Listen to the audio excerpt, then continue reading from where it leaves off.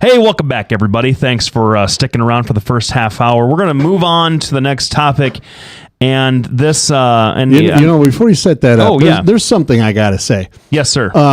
Baseball player Casey Blake. Yes, I do. His dad died over the weekend. Yep. That's terrible. Baseball coach. Yes, and that's a terrible thing. There were 104 deaths, and now there's 105 deaths on our roads.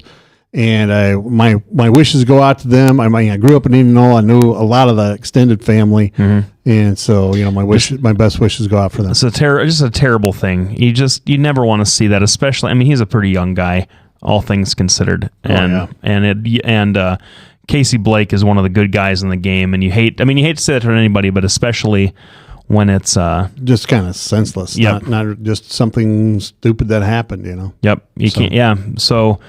Anyway, well, let's turn from death to sexual abuse. Okay. So that's always a pleasant topic. Moving on to the light. I'm glad. You know what? Sometimes we get gloomy, and sometimes we talk about sexual abuse in this show. The hits keep on coming. Well, so everybody has seen this by now over the last few weeks that the oldest son of the Duggar family of the 19 and counting reality show fame. Yeah. Josh Duggar, it was uncovered through some kind of reporting in one of the tabloid magazines that he had confessed to sexually abusing. It's a sexual. 4 of his siblings, and a cousin, and somebody else when he was a teenager. Yeah, and this is at least 14 years ago. I mean, a significant period of time ago. Right. And so, and everybody, and the usual suspects come out and to take their shots because, and he, I think in my opinion, when you are a public person who takes a public stand on morality issues, you are vulnerable. I don't think it's necessarily right or productive. I certainly am not planning on taking any shots at Josh Duggar on this show because I don't really care about something that happened 14 years ago, as a thing in and of itself. Yes. I don't care about calling people hypocrites, but that's what you've been seeing happen. And as far as politics are concerned, the interesting thing that I wouldn't have expected to come out of this is that Mike Huckabee, who's been tied to them for a long time, has issued a pretty inflammatory defense of the Duggars and how they handled things and attacking all the folks that are criticizing Josh Duggar. Now, Doc, I don't know. What do you think about that? It seems a little bit foot and mouth at this point. Well, it might. But keep in mind that Mike Huckabee is a very devout Christian, very devout. And he lives his life the way that he's going to live it, and he's never backed away from that. And the problem is this is kind of his pattern of behavior. I'm going to throw my shrink hat on. The best way to be able to tell what somebody is thinking and doing is by what they've thought and done before. Right. And what really hamstrung him previously was Wayne Dumond, the rapist and murderer he set free in Arkansas. Honest, within seconds, runs across the border to Missouri and rapes and kills somebody over there. And that's hung around him.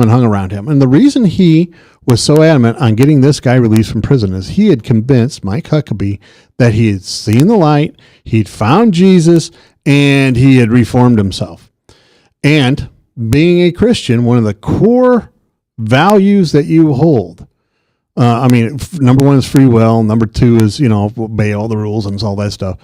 But right up there is you have to learn how to forgive. You have to learn how to forgive people their imperfections. Mm-hmm. And that's what Mike Huckabee did with this. If you read the letter, now I haven't read the letter in a long time, right? Because the last time this came up was 8 years ago. And I haven't read that letter in a long time about Wayne Dumond and why he should be released. But Mike Huckabee comes right out in that letter and says, listen, this guy's a born-again Christian. He's a great guy now. I think we're safe letting him out. And he was wrong. And the problem is, that's the problem with forgiveness. I mean, that's kind of like that is really the core idea, I think, behind rehabilitation in prison, is these people can redeem themselves. Well, here's Josh, who, according to everything I've read so far, his family did everything the right way. No, that's not exactly right. Not the right way, but they did it a certain way. And I'm not so, and I'm not. So let me describe. You correct me, and I'll describe what they did. Because I don't think this is how you would typically handle a situation like this in your family at home. What they did was he came to them and told them about the first incident, and their response to that was they sent him, or they went to the church, and the church advised them, and they sent him off to like a family friend where he did help build some houses for a few months, and came back, and then all was kind of forgiven. Then he did it again, and he told me they found out, then this time around they had some more meetings, and they talked about counseling with inside their church family, and it sounds like the dad, was it Jim Bob, I think is his name, Jim Duggar, I think is the patriarch, went and had his son have a talk with a state trooper friend of his who came in, issued no police report, but basically had a stern talking to with Jason. And it wasn't until after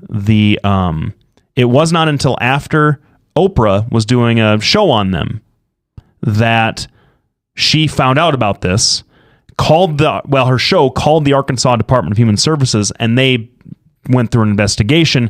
By that point, the statute of limitations on any criminal charges had run, so there was a police report that was taken, but there was no actual way they could prosecute him for anything.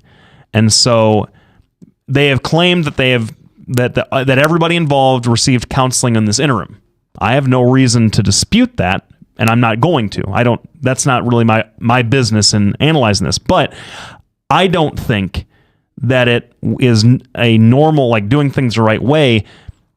They didn't go to the police. They didn't report it as a crime. What he's confessed to, remember, he's confessed to a series of crimes. And in my opinion, the right way, as you put it, would be you go to the authorities and you report the crime. But we'll talk about maybe why they didn't, and maybe why that's not I don't want to say worst thing in the world, but why they didn't do it, what their motivations were. Absolutely. And why it might be reasonable in context. All right. Thanks, everybody, for tuning in. We want to thank all of our sponsors. By the way, right after the break, we're going to continue on with this line of questioning about the Duggars, whether they did what they were supposed to do, and any fallout from Mike Huckabee. Want to thank all of our sponsors, Bertrosian Associates at BertrosianAssociates.com, LubinusLawFirm.com, Halo Capital at DesMoinesInterestrates.com, Des Moines Anesthesia PC at 515-574-6442. They do pain management and anesthesia. Follow us on Facebook and Twitter. By the way, guess who's following us on Twitter? Who? WHO TV. Oh, no kidding. That's great. And find out more about us at DocandLefty.com. And of course, we want to thank DJ Matty G for putting this all together, making us look halfway decent, because neither one of us are ever going to look good. Nope. So we'll be back right after this break. Thanks, everybody, for tuning in. From the RE/MAX Real Estate Concept Studios, this is Webcast 1 Live. Get away from us, you needle credit card. We don't have any more money. We're in trouble now. Save us! Help! Somebody save us! Somebody help! Help! Save us!